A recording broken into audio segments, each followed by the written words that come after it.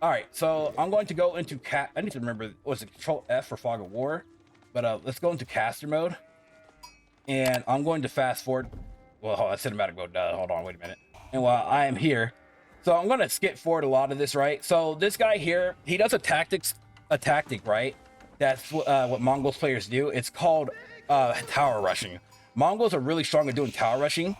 This is a strategy. So what tower rushing is that you go to your opponent's gold and you put a tower on it, and that's it, like delay you from getting your gold. So as you guys see, I'm gonna be honest with you, let me tell y'all, in this game I rarely get good spawns. Like, so as you guys know, Age of Empires 4 is map generated to try to generate the map to make it like even as possible for both sides. And so normally when I play Age of Empires 4, I don't get a good gold like this. Like, I mean, it's not bad. Like, if I get attacked, I can back off or whatever. But it's not bad. But look, luckily though, I have 3 gold piles here. So with these 3 gold piles, I can, have easy access to gold. And so this map is called Rocky Rivers, right? So usually what you end up doing is that you have to, well, you don't have to, but a lot of people usually do is that you block off your sides there so you can't get side flanked, while your front is up and going. So this guy here, since he's playing Mongols, right? He sends his town center over to his gold. That's usually what you're supposed to do with Mongols, and it helps protect your gold pile. So he has good gold wood line, all that kind of shit. But this is exposed too, and these berries are exposed as well. You're taking a small break for it, mentally preparing to climb. What? And I need to take like a week break. I need to keep playing though for sure. But also in this play, I got a really good amount of goats this game. So now I'm still learning Jeanne. I'm still in the learning process. So I'm not like the greatest of her, but I'm still learning. Of course, still learning. I'll admit that. So this is what he does here. So he ends up tower rushing. So what tower rushing does is that, again, like I said, he builds a tower here. He builds 4 spearmen or 4 to 5 spearmen, and he hides the spearmen inside the tower, so that if I try to go to my gold, the tower ends up attacking me. So I was like, okay, that's fine. He's delaying me a little bit, but that's fine. So what he didn't do though is that he didn't come back to scout me. So I went up and went to another gold pile. Now this was I think this one was the closest one there. Otherwise, I could have went to like this one here as another safe gold route. But what he should have done though is that he should have took a couple spearmen and scouted around for where I'm getting gold from, because he should have thought, okay, how's this guy getting gold then? And then I feel like he got overly greedy, because he gets a villager over here and he's like sitting there waiting, right? He's sitting there waiting, and so he ends up eventually building another another tower, like about right here. But as you guys see here, like, he's actually playing this pretty smart. So I'm sitting here building up my cavalry and stuff, and Jeanne is, by the way, is a melee soldier, melee unit.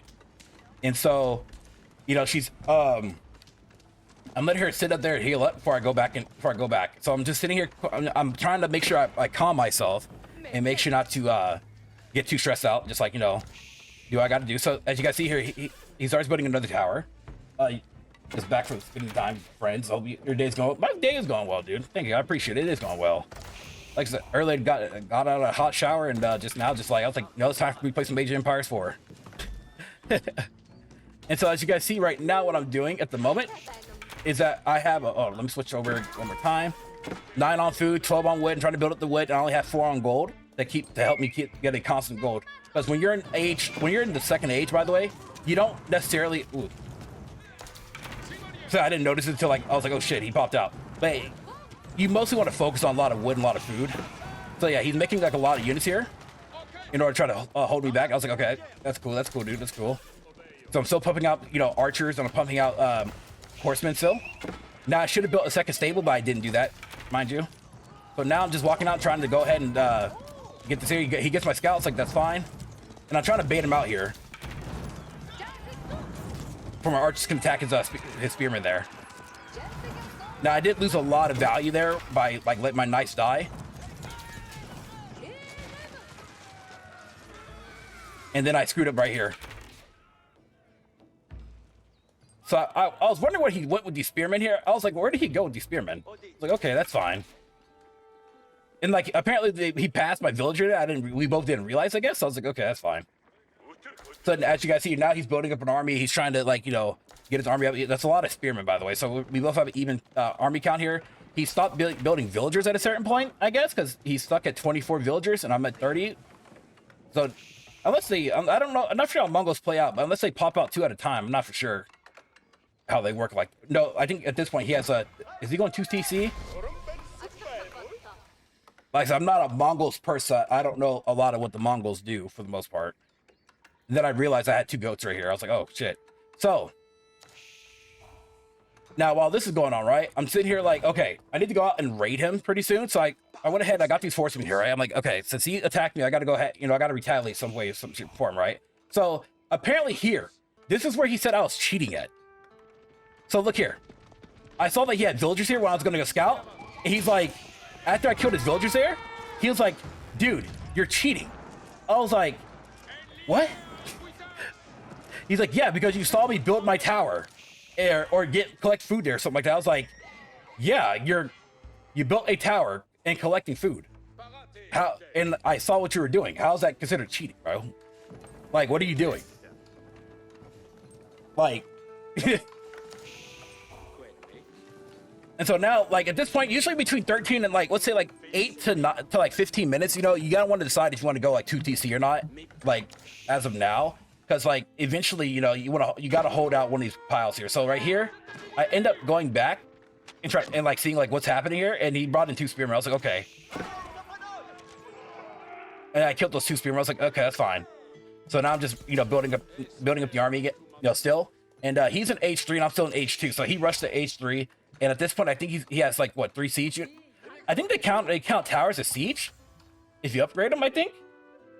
So, but you know, at this point though, I'm building an army still, and he's, you know, I'm sorry, he's building an army. I'm trying to build up my resources as best as I can right now. Well, it's a calm moment, and also I'm trying to age up, you know. So let's go ahead and fast forward just a little bit.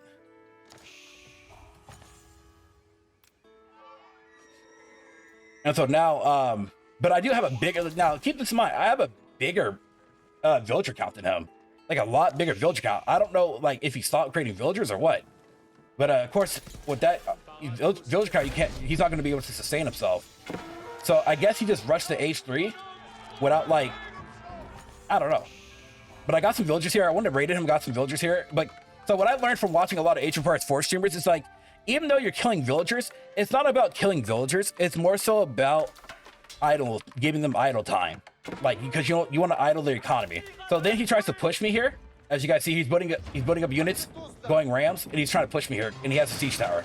Hey, what's up, man, boy? Welcome to the stream. How are you doing? So I said, okay, you can do that. It's fine. I'm sitting here building up my army. I came back, went ahead, took care of that. I was like, okay, let's go for you. I'll sacrifice these. I was like, I'll sacrifice my cavalry here in order to go ahead and get the Mongol. I was like, that's fine. Jeanne had leveled up, so I'm like, okay, that's cool. It's gonna be an army wipe here.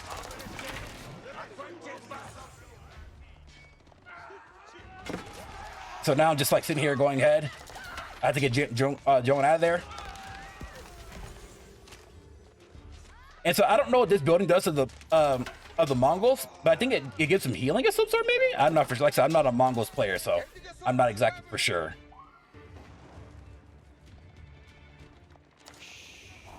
So now it's just like, okay, at this point in time, like, okay, I got to get my food in order. Because one thing in Age of Empires 4 that you learn is that you don't want to be floating on resources at all. You want to try to be, if you're floating on resources, that means you have too much of something.